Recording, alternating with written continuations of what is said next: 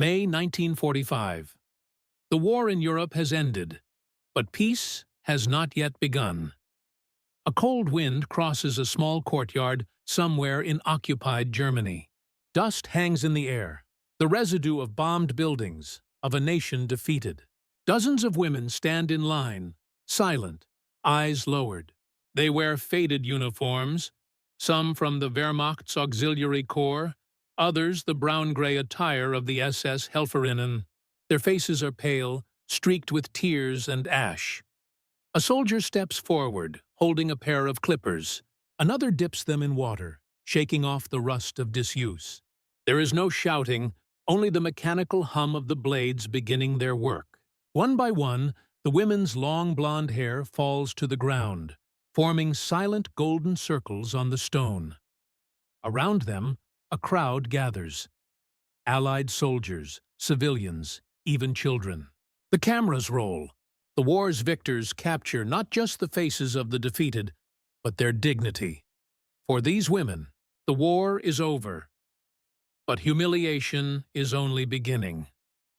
The collapse of a Reich in the spring of 1945.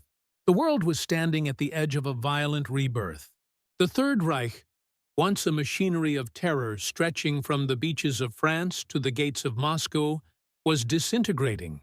Allied forces were converging from every direction, the Americans from the west, the Soviets from the east, and the British and Canadians from the north. Hitler's grand empire was shrinking to a battlefield of ruins. By April, Berlin was surrounded. Streets once lined with Nazi banners were now filled with rubble, corpses, and the hollow echo of artillery. Inside bunkers, officers who had once sworn loyalty to the Führer were burning their uniforms, destroying documents, or taking cyanide capsules. The Nazi dream of a 1,000-year Reich had lasted barely 12. But amid this collapse, another story unfolded. Quieter, less documented, yet deeply human. It was the story of the women of Germany, those who had served, willingly or not, in the Nazi war effort. Some had worn the gray-green uniforms of the Wehrmacht's communications corps, the Nachrichtenhelferinnen. Others were Red Cross nurses, radio operators, clerks, and secretaries working for the SS. Thousands more were civilian women who had believed in Hitler's promises of order and pride.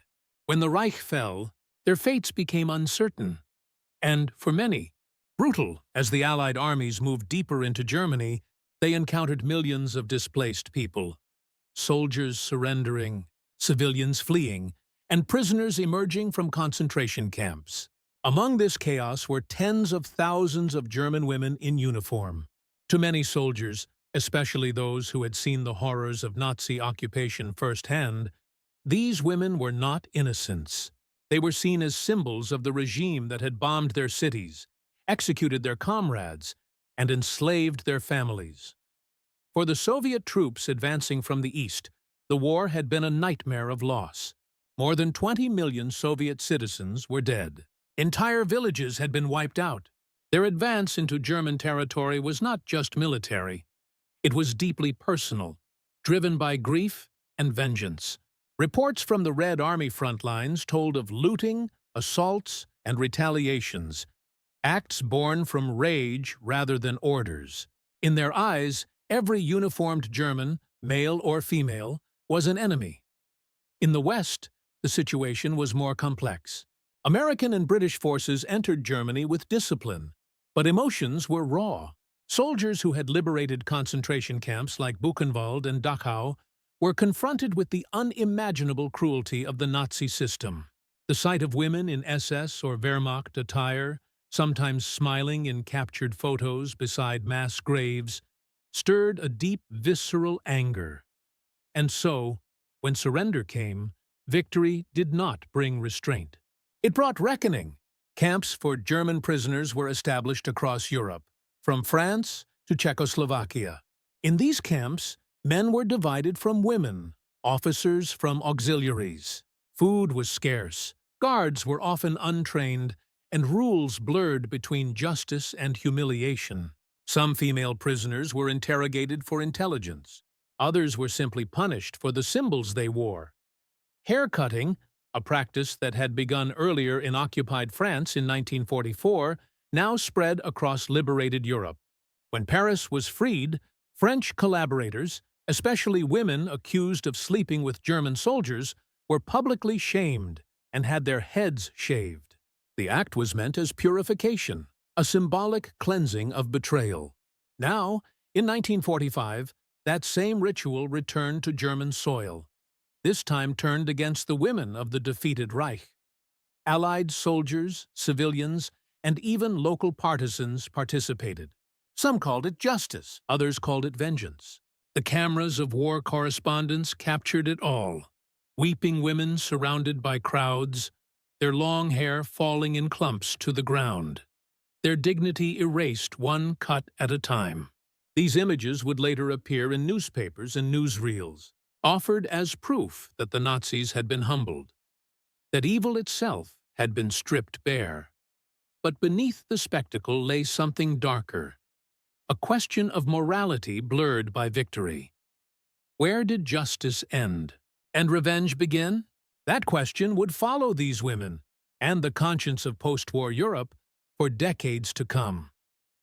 The faces of surrender. When the guns finally fell silent in May 1945, Germany was a scarred nation. Its cities were flattened, its soldiers scattered, and its civilians starving. More than 7 million Germans were now prisoners of war.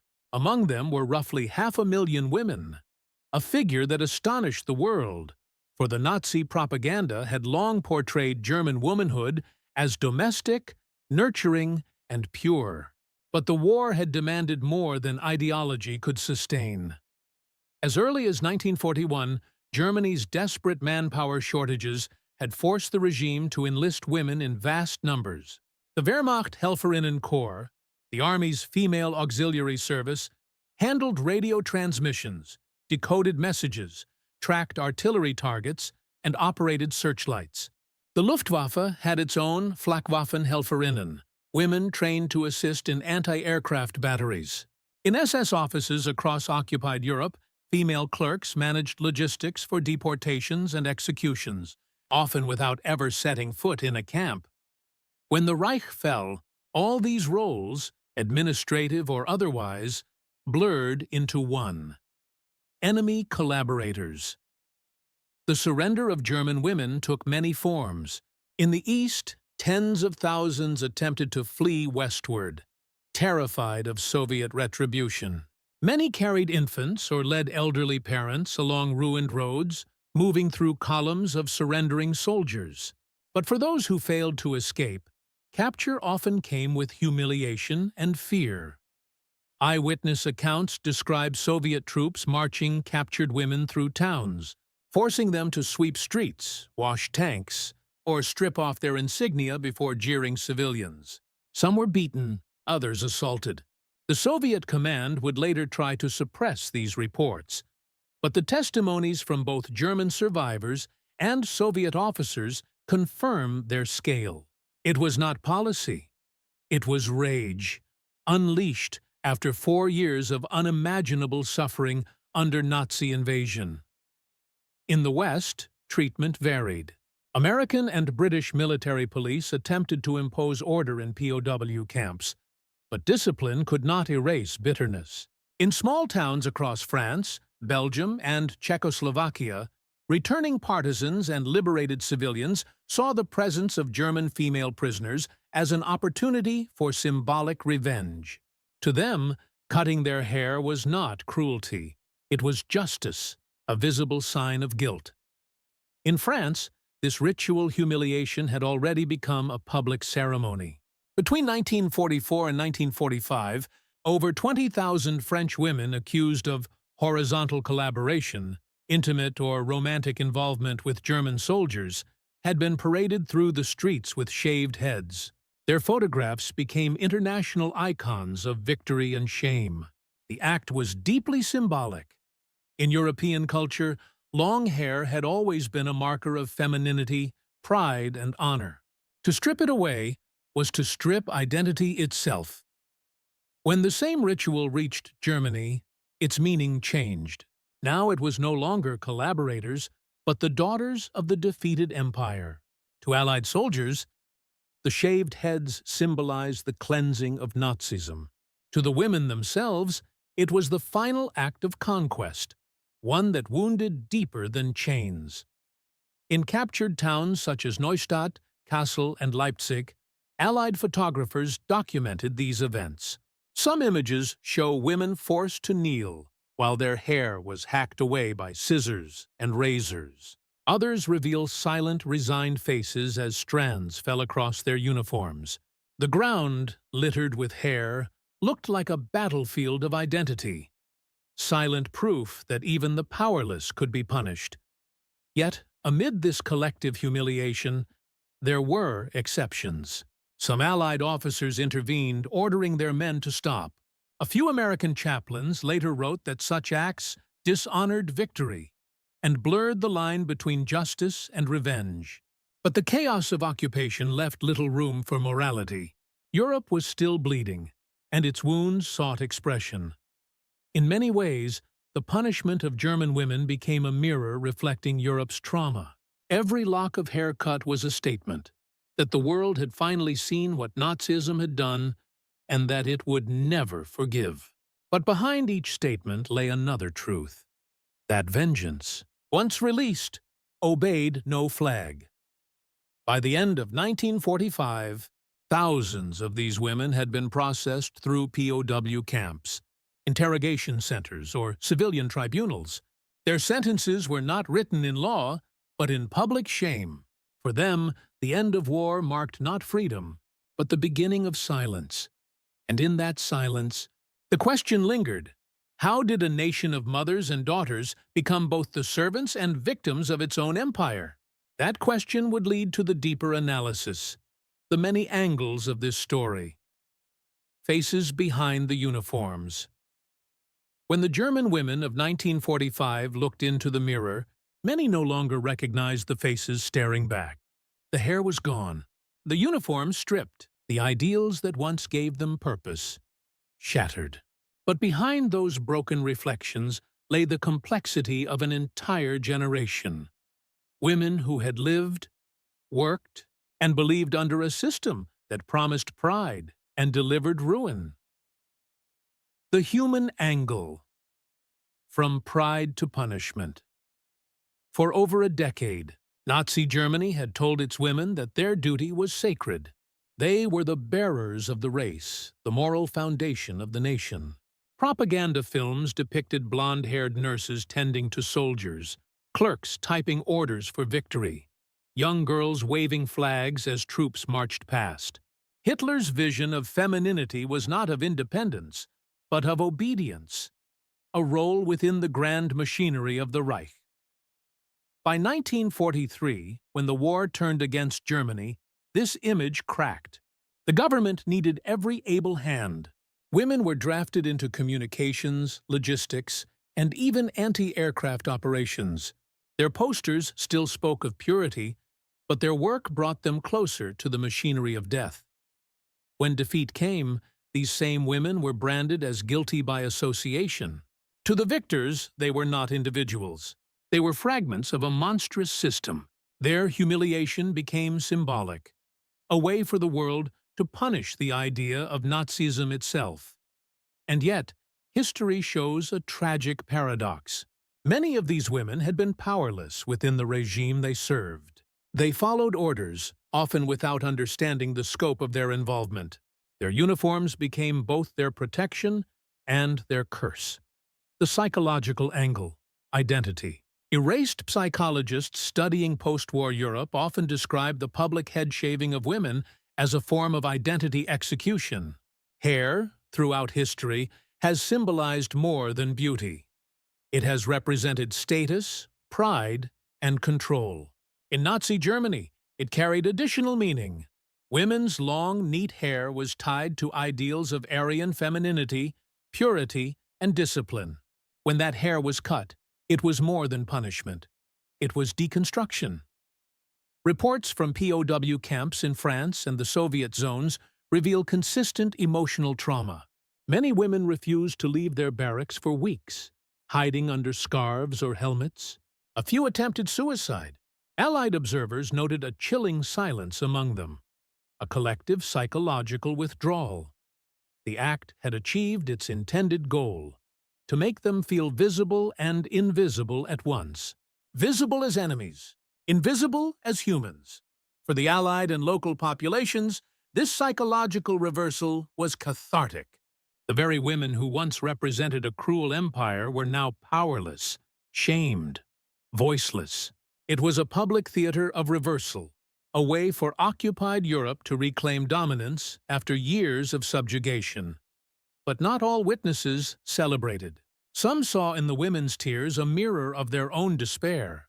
A French war correspondent wrote in late 1945, "In their humiliation, I saw not vengeance, but the face of war itself, capable of turning anyone into a spectacle."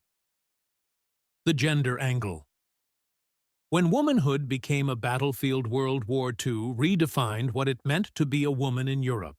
Across nations, women had taken on roles of power, endurance, and sacrifice. But when the guns went silent, gender became one of the war's final battlegrounds. In Germany's defeat, womanhood was politicized once again, this time as the canvas of humiliation. The male victors punished through the only means they could control completely: the female body. Hair shaving, forced stripping, public parades, all were designed to wound the feminine identity that Nazi propaganda had idealized. The irony was bitter. The regime that had exalted women as symbols of racial virtue now left them as symbols of national shame. The photographs from those months reveal haunting contradictions. In one, a German nurse stands barefoot in the mud, her shorn head bowed as a British officer looks away. In another, a young woman clutches a Bible as her hair is cut, while onlookers cheer. There is no violence in the image, only an unbearable stillness. To historians, these moments demonstrate how collective vengeance often targets the body before it touches the mind. The German male soldiers could be imprisoned or executed. The women, however, were publicly shamed, because shame, unlike imprisonment, could not be escaped. The social angle. The crowd's silence. One of the most haunting aspects of this chapter is the crowd.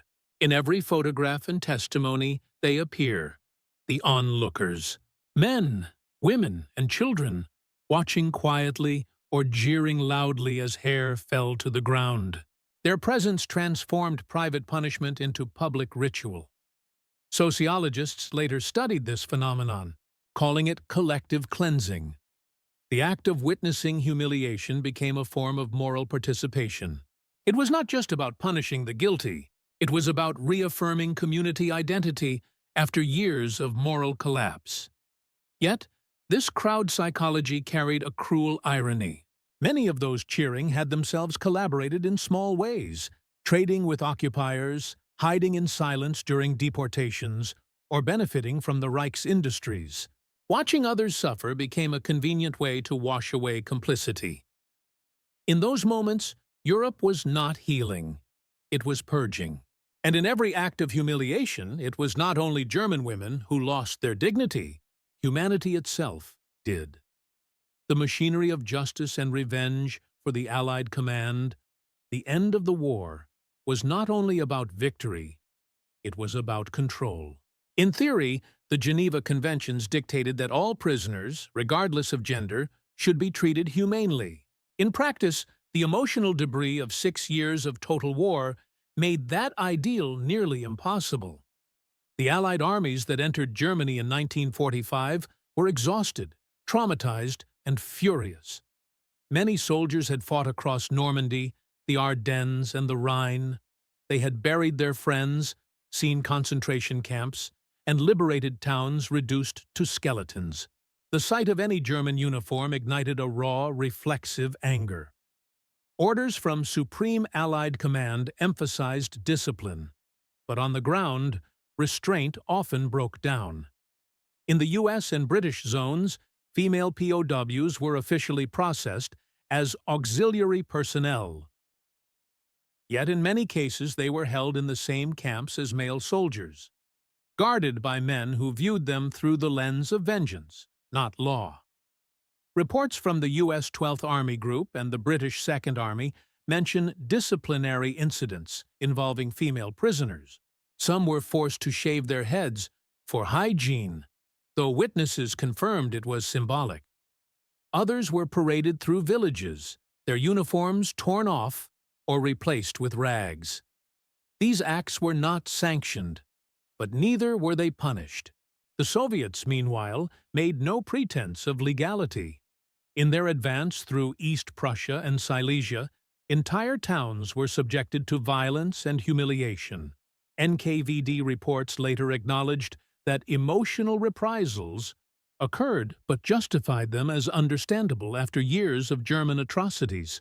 The Red Army Command did not condone mass retribution officially, but neither did it stop it. In this chaos, the line between tactical control and moral collapse blurred completely. War had created soldiers trained to destroy. Peace had not yet taught them to stop. Cameras as weapons, while the clippers and scissors punished individuals, the cameras punished the nation. Throughout 1945, Allied and European photojournalists documented the humiliation of captured German women. The images were powerful, almost theatrical, a reversal of Nazi propaganda. Where once the regime had showcased its women as symbols of purity and strength, the Allies now showed them as symbols of defeat and disgrace.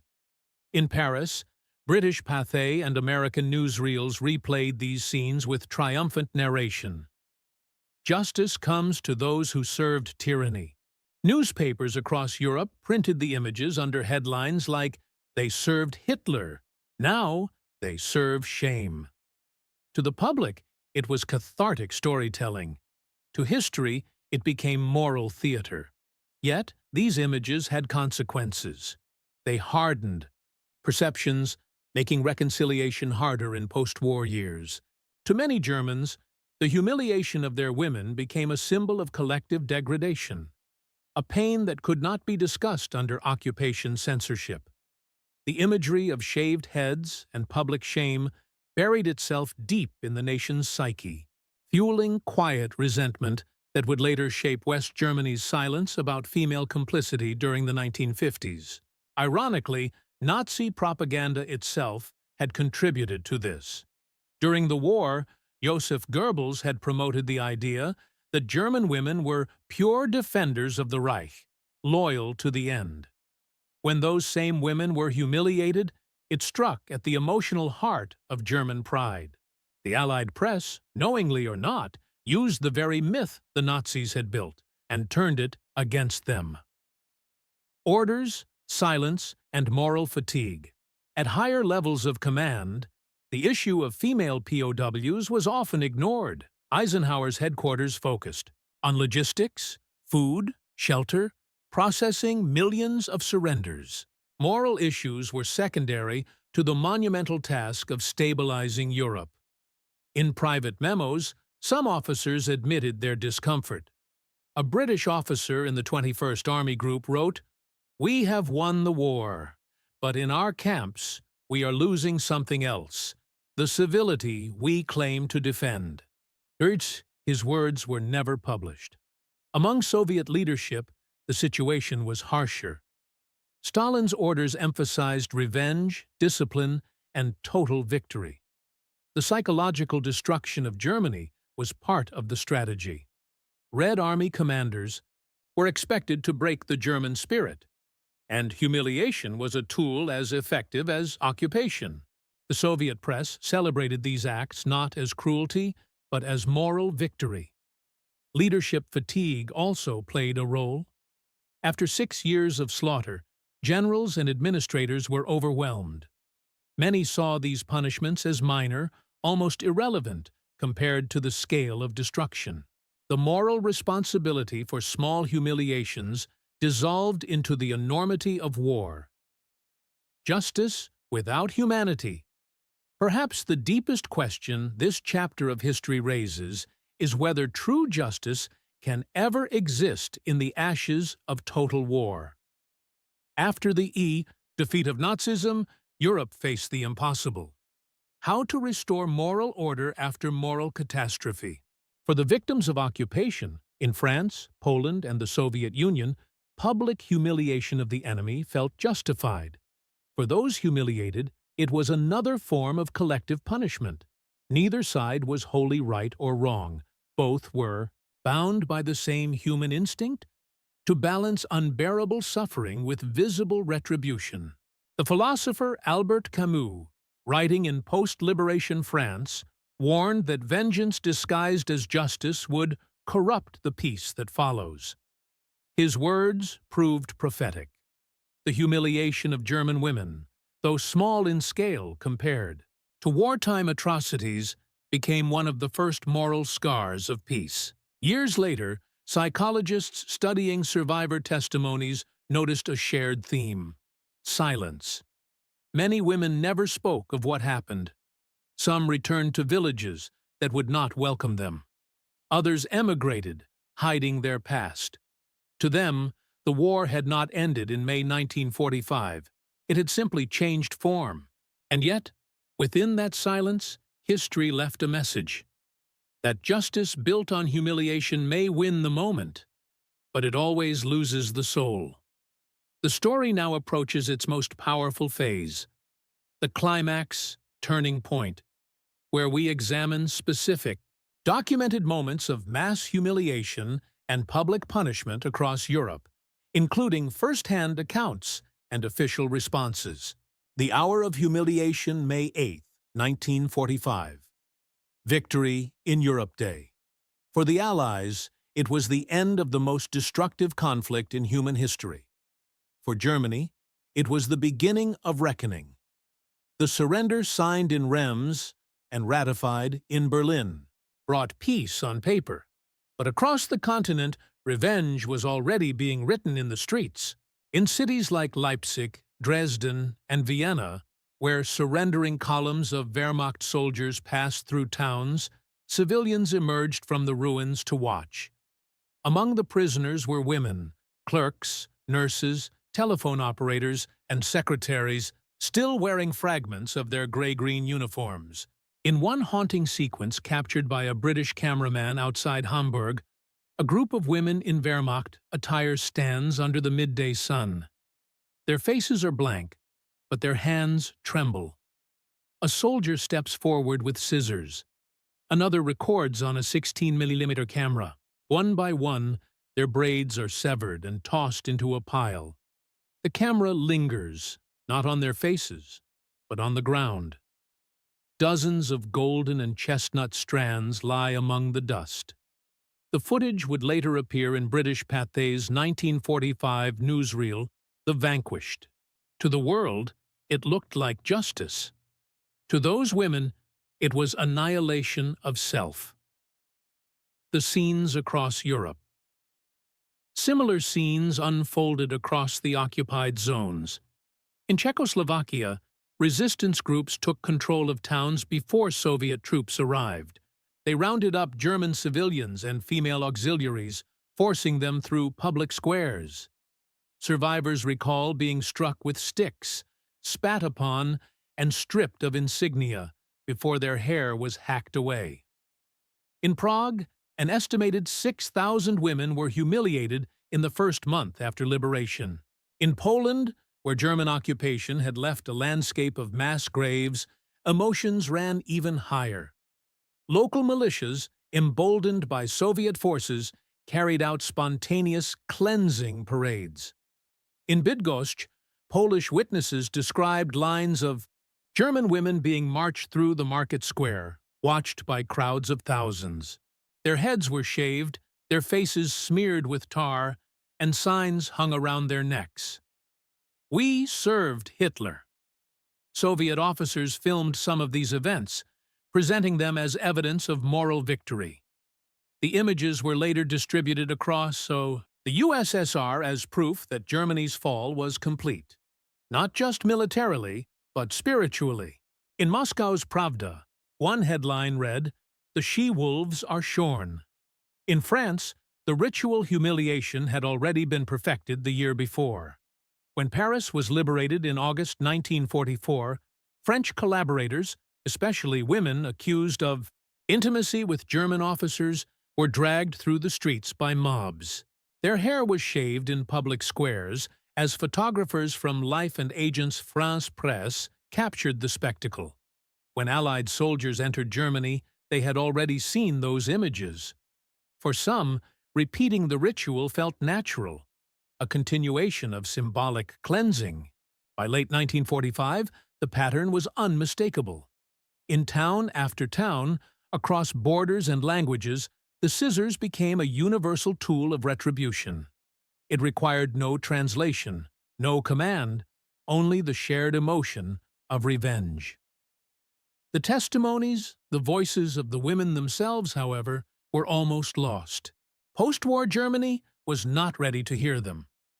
The new authorities, both in the East and the West, discouraged discussion that might appear to equate the suffering of Germans with that of the nations they had invaded.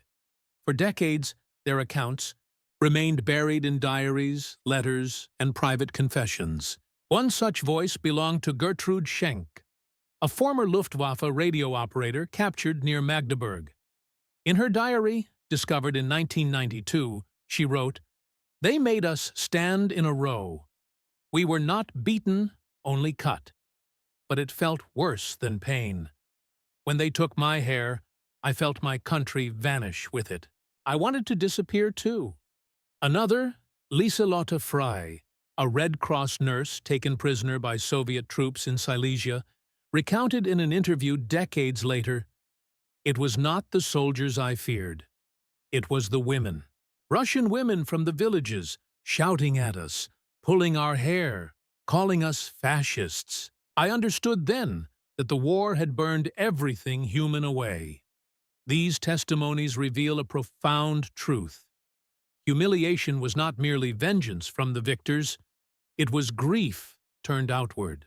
Every nation that had suffered under Nazi rule sought to cleanse itself of memory. The German women, as the most visible remnants of that regime, became living symbols of the guilt others needed to destroy. The breaking point by mid-1945, some Allied commanders began to realize the danger of this emotional unraveling. Reports from the U.S. Third Army noted unregulated acts of retribution and warned that continued public shaming could undermine occupation stability. General Dwight D. Eisenhower's staff circulated orders emphasizing discipline, warning troops against unauthorized punishment of German personnel. But the orders came too late. Across Eastern Europe, humiliation had already become ritualized, a form of moral theater that could not be undone. And even where it stopped, the memory lingered. German POW camps in France and Belgium still contained thousands of women with shaved heads well into 1946. They were released slowly, anonymously, returning to towns that no longer recognized them. For them, the scissors had done what bombs could not. They had cut away identity. And that act, silent and devastating, marked the emotional climax of Germany's surrender. From here, the story shifts to the other side of the moment. The official reaction, the attempts to restore order, and the growing unease within Allied command as the moral cost of victory became undeniable. The conscience of the victors, by late 1945, the images of humiliated German women had already begun circulating across the Allied world. Newspapers in London, New York, and Moscow had printed them, some with pride, others with unease. The world had seen victory, but it was also beginning to see what victory could cost. Allied command, between justice and disgrace. In the Western zones, commanders tried to contain what they could no longer reverse. The U.S. Army's Office of the Judge Advocate General began receiving reports from chaplains, journalists, and even civilian observers describing the unauthorized punishment of female personnel. The reports spoke not of brutality on a mass scale, but of moral failure, the quiet, cumulative erosion of discipline. One American colonel, Stationed near Kassel, wrote, "We are winning battles long finished. Each woman's head we shave, each crowd we allow, undoes what we came to restore." For the British, the matter became one of optics as much as ethics. Prime Minister Winston Churchill had publicly declared that the Allies were not conquerors, but liberators. Yet British Paté's own footage, depicting British troops watching haircutting ceremonies, risked contradicting that message. Some reels were quietly withdrawn from circulation. Behind closed doors, moral unease spread. Allied command recognized that while the Nazis had been defeated, hatred itself had not. In July 1945, Eisenhower wrote privately that Germany must be re-educated, not degraded. But on the ground, the emotions of ordinary soldiers and civilians could not be erased by orders. Military law had no precedent for this kind of vengeance. Haircutting was not murder or torture. It was humiliation. And humiliation had no legal definition. It fell between the lines of justice, where conscience alone decided its measure. Soviet policy. Vengeance as doctrine. In the East, the Soviet occupation took a different course. Stalin's government saw moral revenge as both inevitable and politically useful.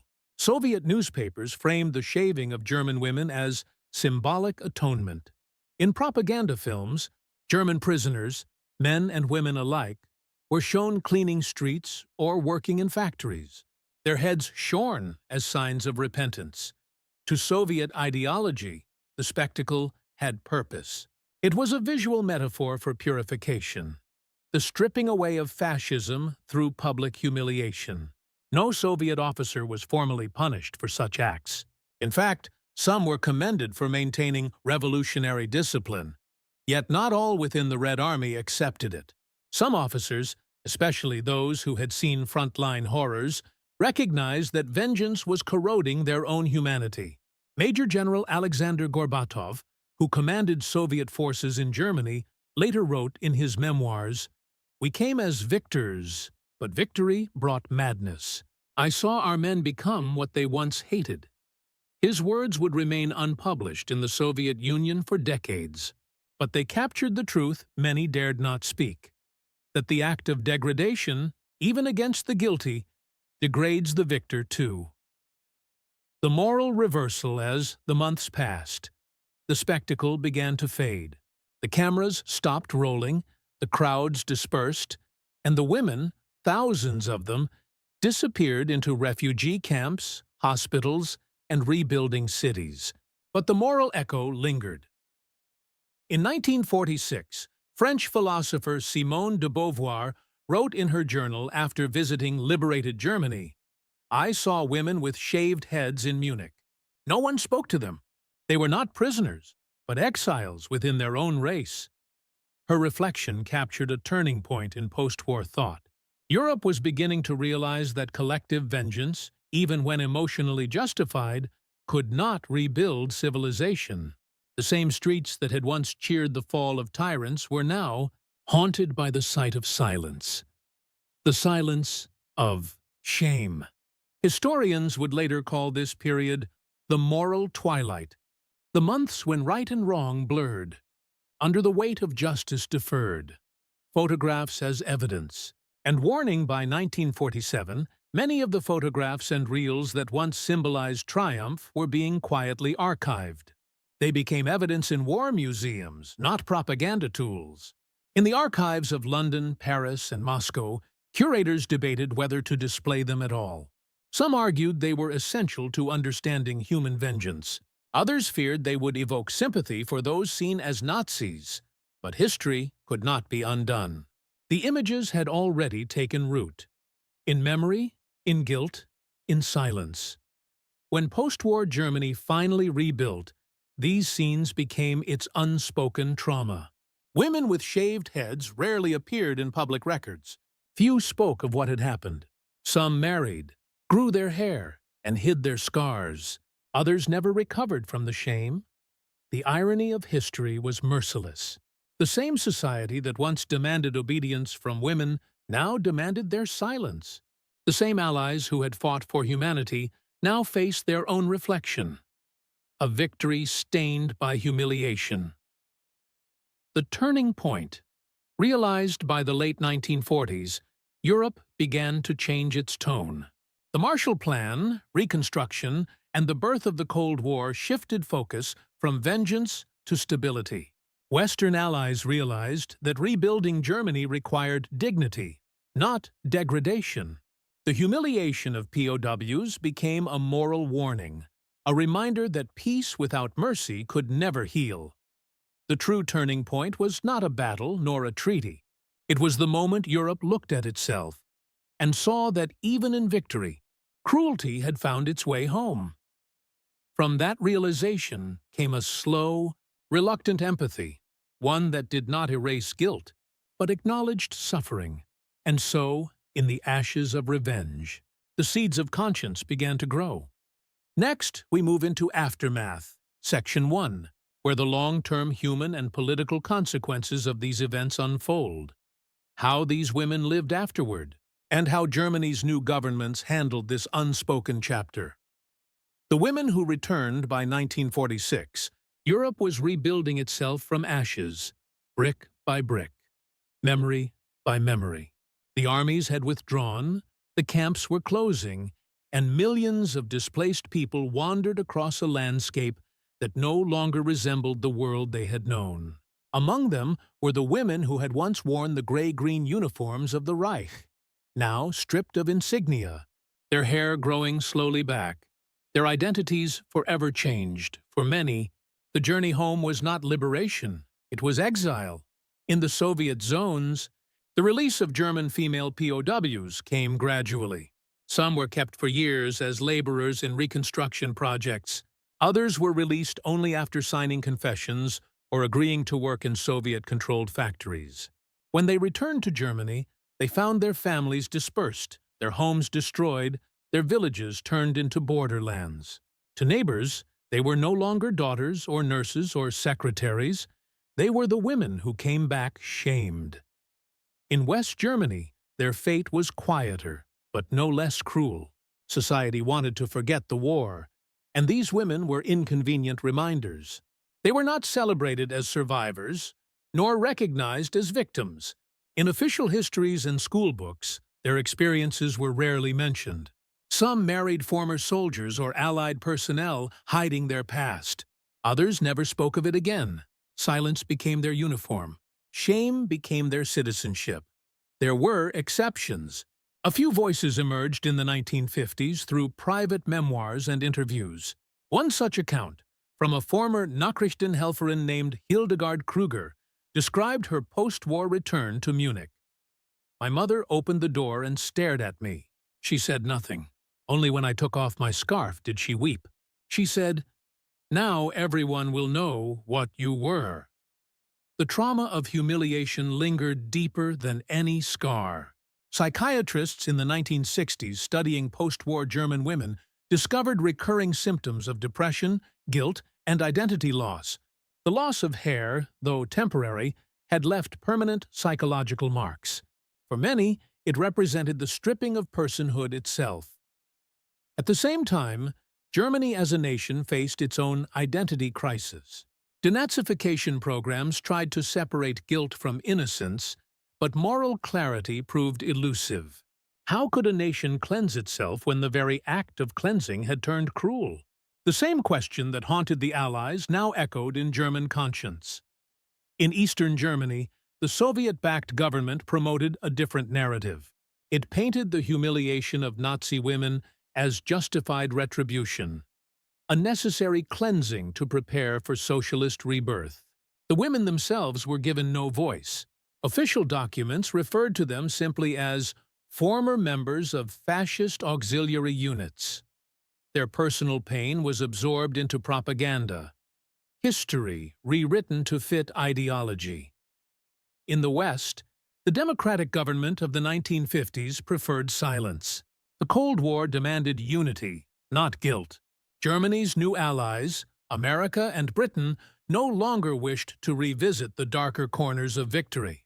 Reconstruction required optimism, not reflection. Thus, an entire chapter of women's suffering was quietly sealed away. Still, memory has a way of surviving even silence. In photographs kept hidden in drawers, in diaries never meant for publication, fragments of truth remained. Decades later, when historians began uncovering these stories, they found not bitterness, but exhaustion, a human fatigue that transcended ideology. These women did not see themselves as victims or villains. They saw themselves as survivors of a time when morality itself had been bombed to rubble. Their humiliation had been public, their recovery private. And as Germany rebuilt its cities and identity, these women rebuilt their lives, quietly, anonymously, with the patience of those who have already lost everything. Yet even as they rejoined society, the question remained unspoken. Could a nation truly rise again if part of its conscience remained buried beneath the silence of its own women? That silence, both collective and personal, became the hidden foundation of post-war Germany. Memory, silence, and the burden of history. By the late 1940s, Europe was turning its face toward the future.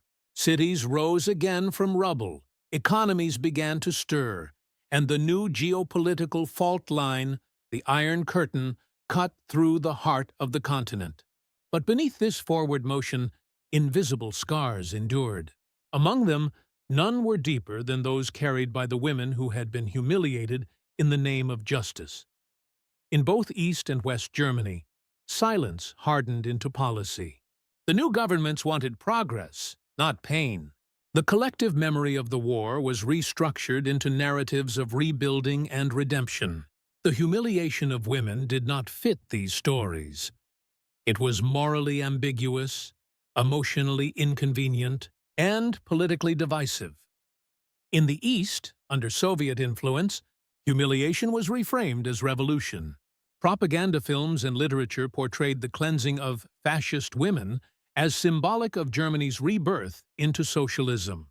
The act of shaving heads was presented as the metaphorical cutting away of the Nazi past, a moral surgery performed for the sake of humanity. The women themselves were excluded from this narrative, reduced to symbols rather than individuals. Their suffering was seen as necessary, even righteous. In the West, silence took another form: repression through respectability.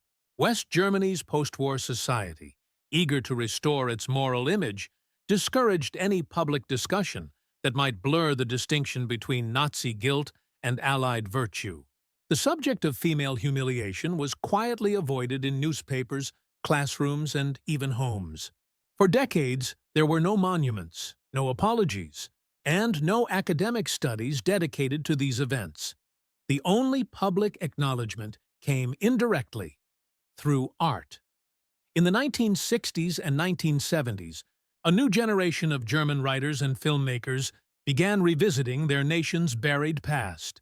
Works like Günter Grass's The Tin Drum and later Margarete von Trotte's films explored the blurred morality of post-war memory. Though never naming the head-shaving rituals directly, their imagery, shorn women, silent witnesses, uneasy crowds, drew unmistakable parallels. By the 1980s, historians began to confront what had long been taboo. Newly opened archives in France, Poland, and the former Soviet Union revealed photographs, film reels, and military reports documenting these events.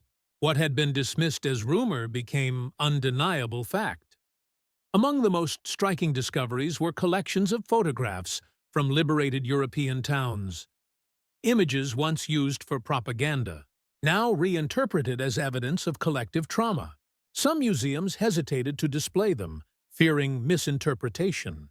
Others chose to present them as warnings, proof of how swiftly justice can dissolve into vengeance. The survivors, now elderly, began to speak. Their testimonies appeared in scattered oral histories and documentaries, often recorded in private settings. They did not ask for pity. Many simply wanted acknowledgement, that what had been done to them was wrong, even if the world considered them enemies. One woman, interviewed in 1995, for a German public television documentary, said softly, "They said we had to pay. Maybe we did, but they took more than they had to. They took our faces." Her words encapsulated a generation's unspoken grief, not only for what they endured, but for what humanity became in those brief moments of revenge. By the early 2000s, scholars began categorizing such acts not as isolated incidents, but as a pan-European phenomenon of post-war reprisal. The humiliation of women had occurred across dozens of countries: Germany, France, Poland, Czechoslovakia, Hungary, and even parts of Italy. The phenomenon was no longer seen as national, but human, the universal reflex of societies emerging from tyranny. Today, these stories serve as moral case studies in universities and war museums, not to equate victims and perpetrators, but to remind history that victory does not erase cruelty. It only shifts its direction. The women who suffered became unwilling teachers in the psychology of vengeance. Time has not healed this wound completely. Even now, discussions about post-war punishment of German civilians remain emotionally charged. Some see the humiliation of these women as symbolic justice, others as an injustice born of anger. Both perspectives hold truth, and that duality is what keeps history human. For these women, the war never truly ended. Their silence became a monument, invisible, uncelebrated, but enduring. And in that silence, history whispers one of its hardest lessons, that peace without empathy is only a quieter kind of war. History often ends its stories at the moment of victory. But victory is never where the truth lives. It lives in what follows, in the quiet rooms, the unseen faces, the moments when justice begins to resemble the cruelty it once fought. The humiliation of German female prisoners in 1945 is not a story about heroes and villains.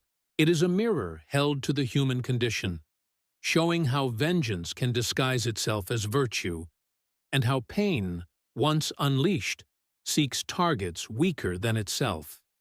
In war, morality burns quickly. It becomes a rationed commodity used only when convenient. The Allied soldiers and civilians who cut those women's hair believed they were cleansing the world of evil. Perhaps, in their hearts, they were. But every strand that fell to the ground carried something more: the realization that even righteousness, when unchecked, can wound the innocent. The women themselves were not symbols of purity or guilt. They were human beings caught in history's machinery. Loyal, fearful, indoctrinated, or simply surviving. Their punishment became the last echo of a world unable to separate justice from emotion. And yet, from this darkness emerged a lesson powerful enough to shape modern conscience. When later generations rebuilt Europe, they did so not only on the ruins of cities, but on the ruins of moral certainty. They learned that no victory is clean, and that the measure of civilization lies not in how it punishes evil, but in how it ends the punishment once evil has fallen. The clippers and scissors that once hummed in courtyards across Europe are silent now, but their sound remains, faint, persistent, a warning from the past, a reminder that every war, no matter how just, must one day answer for the peace that follows.